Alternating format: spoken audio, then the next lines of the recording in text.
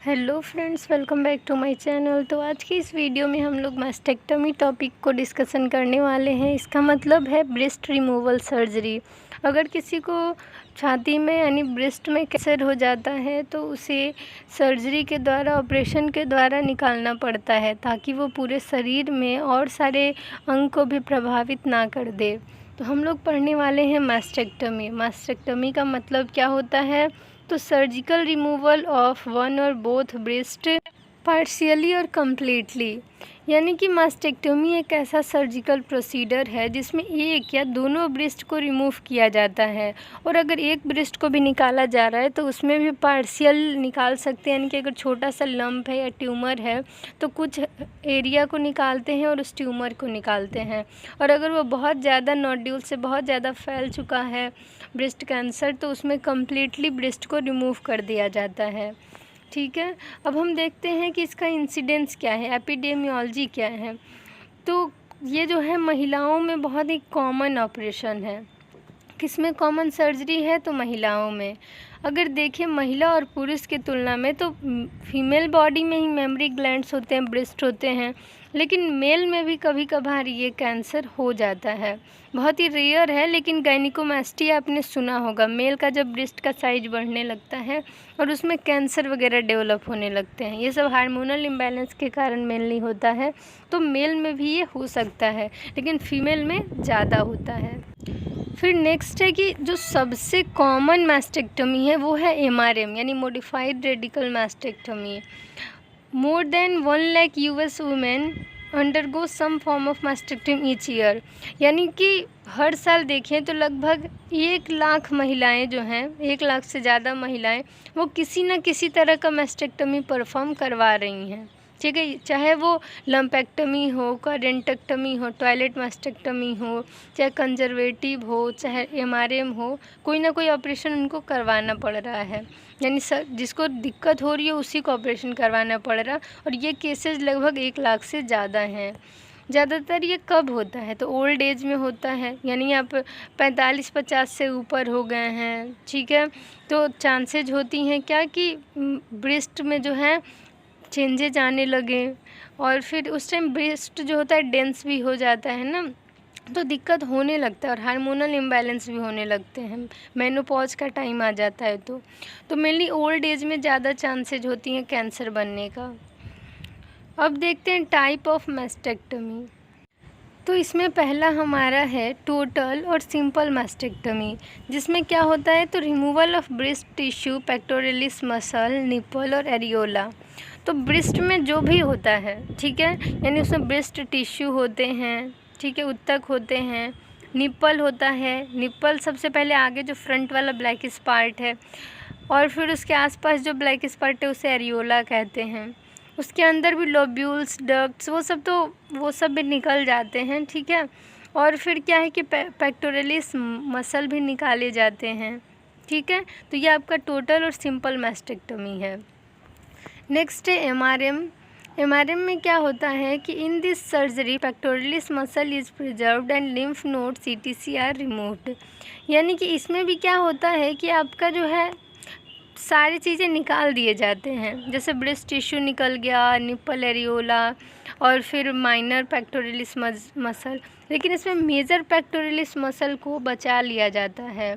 ठीक है, और इसमें लिम्फ नोड्स भी रिमूव किए जाते हैं, एक्सिलरी लिम्फ नोड्स भी MRM में निकाले जाते हैं। प्रिजर्व क्या किया जाता है, बचाया क्या जाता है? तो पेक्टोरलिस मेजर मसल को। नेक्स्ट है टॉयलेट मास्टेक्टमी। इसमें क्या होता है कि ये एक तरह की कंप्लीट मास्टेक्टमी है, जिसमें कि जहाँ जिस ब्रेस्ट टिश्यू में डिजीज है, ठीक है, तो उस ब्रेस्ट टिश्यू को तो निकालते ही हैं, उसके ऊपर की स्किन को भी निकाल देते हैं। ठीक है, साथ साथ टिश्यू का भी डिब्राइडमेंट कर देते हैं, यानी जो ब्रेस्ट टिश्यू है डिजीज वाला, बीमारी वाला, उससे भी निकाल देंगे और उसके ऊपर का स्किन भी निकाल देंगे। मेनली टॉयलेट जो मास्टेक्टमी है वो करने की ज़रूरत क्यों पड़ती है, यानी टॉयलेट इन्फेक्शन होता कैसे है? तो ये मेनली फंगल इन्फेक्शन है। ठीक है, अब नेक्स्ट है कंजर्वेटिव मास्टेक्टमी, जिसमें क्या होता है तो surgical removal of the tumour and a small portion of normal surrounding breast tissue. यानी कंजर्वेटिव में क्या होता है कि जहाँ पे छोटा सा गांठ बन गया है, फाइब्रोएडिनोमा है, ट्यूमर है, तो उसे निकाला जाता है और उसके आसपास का थोड़ा सा हेल्दी टिश्यू निकाला जाता है, क्योंकि चांसेज होती हैं कि उसमें भी थोड़ा सा स्प्रेड हो गया हो। इसीलिए आसपास के जो स्वस्थ टिश्यू हैं, ऊतक हैं, उसे भी निकाल देते हैं और ट्यूमर को भी निकाल देते हैं। ये भी 2 तरह का होता है, तो उसके बारे में हम लोग अभी देखते हैं। तो पहला टाइप है लंपेक्टमी, जिसमें कि ब्रेस्ट में जो गांठ बना है, यानी ब्रेस्ट लंप जो है, उसे इस ऑपरेशन के द्वारा निकाल दिया जाता है। क्वाड्रेंटेक्टमी क्या है, तो इसमें क्या होता है कि जो ब्रेस्ट है उसको 4 भाग में बांट दिए, ठीक है, 4 पार्ट्स में डिवाइड कर दिए। उसका जो एक हिस्सा है, जो एक पार्ट है, ठीक है, चाहे वो अपर हो, लोअर हो, कोई भी हो, जहाँ डिजीज हो, जहाँ पे बीमारी हो, उसे निकाल दिया जाता है। 4 पार्ट में बांटे और एक हिस्से को निकाल दिए, इसीलिए इसे क्वाड्रेंटेक्टमी कहते हैं। नेक्स्ट है MRM, ठीक है। MRM के बारे में अब समझे तो मॉडिफाइड रेडिकल मास्टेक्टमी इसे कहते हैं। इसमें ब्रेस्ट को पूरा निकाल देते हैं, स्किन हो, निप्पल हो, एरियोला हो, लिम्फ नोड्स हो, लेकिन पेक्टोरलिस मेजर मसल को प्रिजर्व करते हैं, बचाते हैं। Skin, areola, nipple, lymph nodes को निकाल देंगे, एक्सिलरी लिम्फ नोड्स को, और जो है पेक्टोरलिस मेजर मसल को बचा लेंगे। अब है कि MRM को भी 3 पार्ट्स में डिवाइड किया गया है, 3 कैटेगरी में डिवाइड किया गया है। पहला है पेटीज प्रोसीडर, जिसमें कि पेक्टोरलिस माइनर मसल को रिमूव कर दिया जाता है ताकि और सारे स्ट्रक्चर्स जो हैं, सारे लेवल्स जो हैं, वो अच्छे से दिखें। यानी पेटीज प्रोसीडर में क्या किए तो पेक्टोरलिस माइनर मसल को रिमूव कर दिए, पहला ये याद रखिए। स्कैनलॉन्स प्रोसीडर में क्या है तो पेक्टोरलिस माइनर को रिट्रैक्ट करते हैं ताकि लेवल 3 जो है वो अच्छे से दिख सके और जो भी नोट्स वगैरह हैं उसे निकाला जा सके, ठीक है। तो ये है स्कैनलॉन्स प्रोसीडर। अब ऑकिनलॉस प्रोसीडर है कि इसमें लेवल 1, लेवल 2 और लिम्फ नोड्स को क्लियर कर दिया जाता है और जो लेवल 3 है, ठीक है, लेवल 3 नोड्स जो हैं उसे वैसे ही छोड़ देते हैं। यानी यहाँ पे पेक्टोरलिस माइनर मसल को कुछ भी नहीं करना है, पहले वाले में रिमूव कर दिए ताकि अच्छे से सारे लेवल दिख सके और नोट्स निकाले जा सकें। स्कैनलॉन्स में बस उसे रिट्रैक्ट करते हैं ताकि लेवल 3 और नोट्स वगैरह दिखें, ताकि सारे नोट्स को निकाला जा सके। ऑकिनलॉस में क्या होता है कि इसमें कुछ भी नहीं करते, पेक्टोरलिस माइनर मसल को टच ही नहीं करते, इसमें लेवल 1, लेवल 2 और लिम्फ नोड्स को क्लियर करते हैं। 1 और 2 को क्लियर कर दिए और 3 को वैसे ही छोड़ देते हैं। अब है हमारा इंडिकेशन, यानी कब मास्टेक्टमी यानी ये जो सर्जरी होती है ब्रेस्ट रिमूवल, वो कब करनी होगी, यानी क्या उसके लिए संकेत होंगे। तो पहला है कि अगर किसी महिला को ब्रेस्ट कैंसर है तब, यानी कैंसरस ब्रेस्ट है तब। किसी पुरुष को, यानी महिला का हो गया, चलिए महिला में तो कॉमन होता है। अगर किसी पुरुष को कार्सिनोमा ब्रेस्ट है तब, यानी कि कार्सिनोमा स्टेज में, अगर मान के चलिए कोई और भी कैंसर है और उसके ब्रेस्ट तक फैल गई है, ठीक है, तो वही तो है कि ब्रेस्ट कैंसर ही तो कहलाएगा। या फिर नॉर्मली उनके ब्रेस्ट में ग्रोथ होने लगा हार्मोनल इम्बैलेंस के चलते और ब्रेस्ट जो है कैंसरस हो गया, तो इस केस में भी ऑपरेशन की ज़रूरत पड़ती है और लगभग जो है स्टेज 1 और स्टेज 2 में ऑपरेट किया जाता है। तो आप समझ गए कि मेन और वीमेन, ठीक है, मैन और वुमेन दोनों में अगर कार्सिनोमा ब्रेस्ट हो तब ऑपरेट करेंगे। और ज़्यादातर ऑपरेशन जो है वो कब करना सही होता है तो फर्स्ट और सेकंड स्टेज ऑफ कैंसर में, ठीक है, कैंसर का पहला और दूसरा स्टेज हो तब ऑपरेशन किया जाएगा। इसके बाद जो भी कीमोथेरेपी, रेडियोथेरेपी या फिर हार्मोनल थेरेपी चलाना होगा वो चलाया जाएगा कि जो भी कैंसरस टिश्यू बचे हुए हैं वो वहाँ पर डेड हो जाए और आगे जो है ग्रो ना करे कैंसर। अब आपका है प्री ऑपरेटिव केयर, तो इसमें क्या है तो वाइटल मॉनिटरिंग करना है और फाइन निडल एस्पिरेशन साइटोलॉजी करना है, यानी FNAC का रिपोर्ट होना चाहिए, FNAC करवाया होना चाहिए, बायोप्सी वगैरह की जांच होनी चाहिए। ब्लड इन्वेस्टिगेशन, खून की जांचें जो भी ऑपरेशन से पहले होती है, CBC, LFT, KFT, serum electrolyte, PTI, NR, viral marker, RBS, ये सभी जांचें आपके पास होनी चाहिए प्रॉपर। रेडियो डायग्नोसिस यानी चेस्ट का USC, मैमोग्राम वगैरह आपके पास होनी चाहिए, या फिर CT स्कैन की डिमांड हुई है या MRI की हुई है तो वो भी आपका होना चाहिए रिपोर्ट।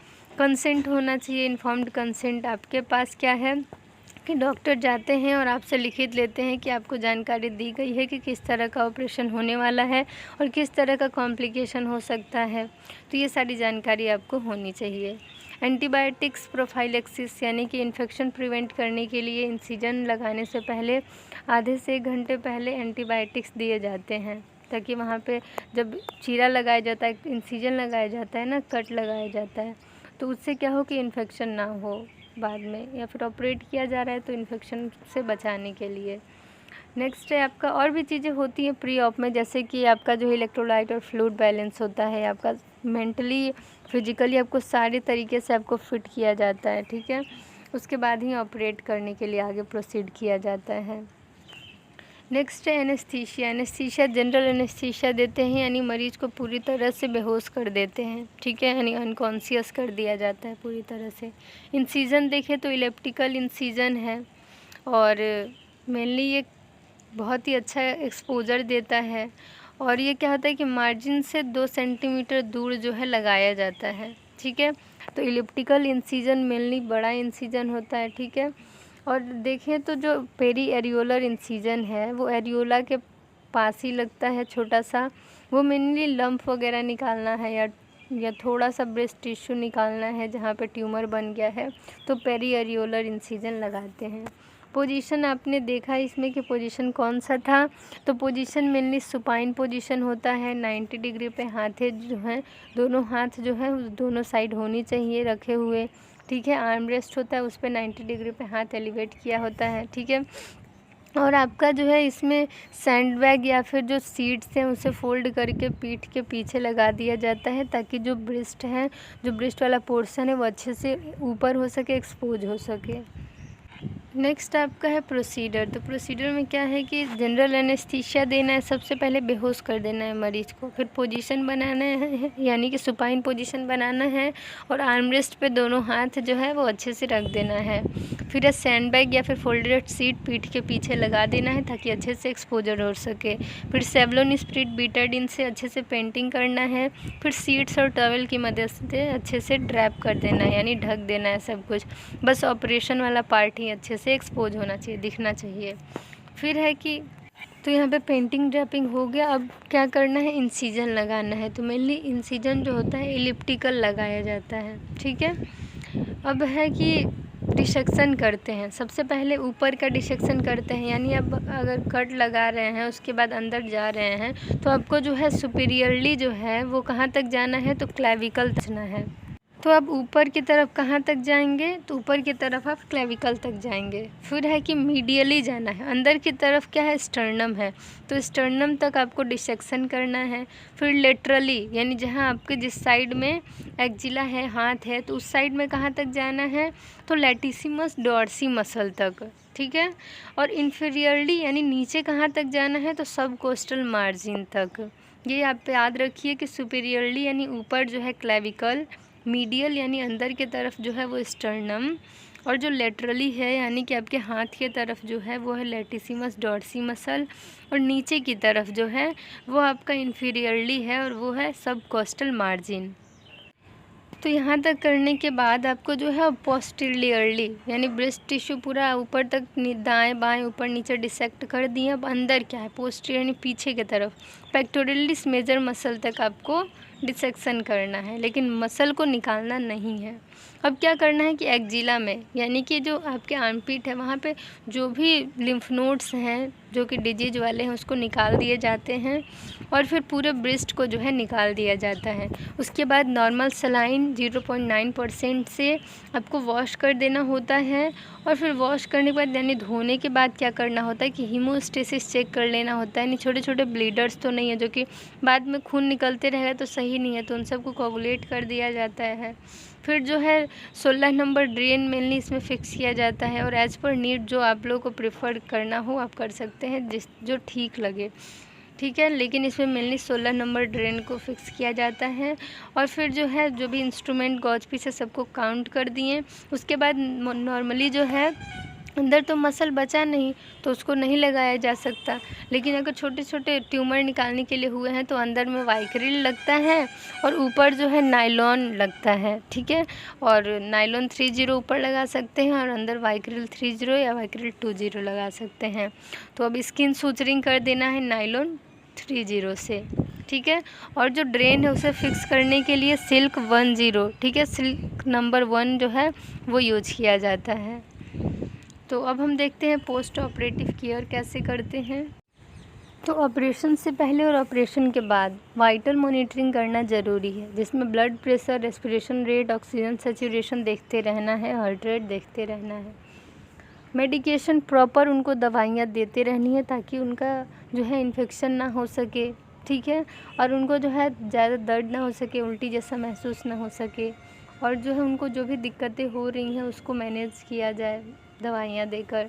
उनका डाइट जो है वो सही रखा जाए, अच्छे से उनको खिलाया पिलाया जाए। फिर है कि घाव का अच्छे से ड्रेसिंग किया जाए, उनका ध्यान रखा जाए, प्रॉपर मैनेज किया जाए उनको। कितना जो है ड्रेन हो रहा है, कितना जो है ड्रेन पड़ा है तो उसमें कितना अमाउंट में आ रहा है तो वो चेक करना है, ठीक है। इससे इन्फेक्शन का पता चलेगा। अच्छे से ड्रेसिंग करते रहना है। नेक्स्ट कॉम्प्लिकेशन क्या क्या हो सकते हैं। तो उनको पहला तो दर्द होगा, अगर आपको छोटा सा कट जाता है तो आपको दर्द होता है। उसी तरीके से मरीज़ का तो इतना बड़ा ऑपरेशन हुआ है तो उनको तो फ़िलहाल दर्द होगा ही। तो दर्द है, कोई भी ऑपरेशन होता है तो मेन आप याद रखिए कि pain, bleeding, wound adhesions, haematoma, abscess formation, ठीक है। और ये सब नॉर्मल जो है कॉम्प्लिकेशन हो सकते हैं। फिस्टुला फॉर्मेशन भी हो जाता है कभी कभी। तो इसमें पेन होगा, ब्लीडिंग यानी हेमरेज हो सकता है, ब्लीडिंग हो सकता है, खून का बहाव हो सकता है। हीमाटोमा यानी कि खून बह रहा है तो वो थक्का थक्का जम के वहाँ कलेक्ट हो जाएगा, हीमाटोमा हो सकता है। वुंड एडहेसिंस का मतलब है जो टाँके लगाए गए हैं अगर उस पर प्रेशर पड़ रहा है, आप कोई बड़ा काम कर दे रहे हैं जो कि आपको मना किया गया है तो टाँके टूट सकते हैं, खुल सकते हैं, ठीक है। नेक्रोसिस यानी कि क्या हो सकता है कि अगर अच्छे से टाँके ना लगाए गए हों या फिर जो है अंदर कुछ डिफेक्ट हो गया हो ऑपरेशन के दौरान तो नेक्रोसिस हो सकता है, ठीक है। वहाँ के जो टिश्यू हैं वो सड़ सकते हैं। नेक्रोसिस का मतलब डेथ होता है सेल का, यानी सड़ने लगता है वहाँ का पोर्शन।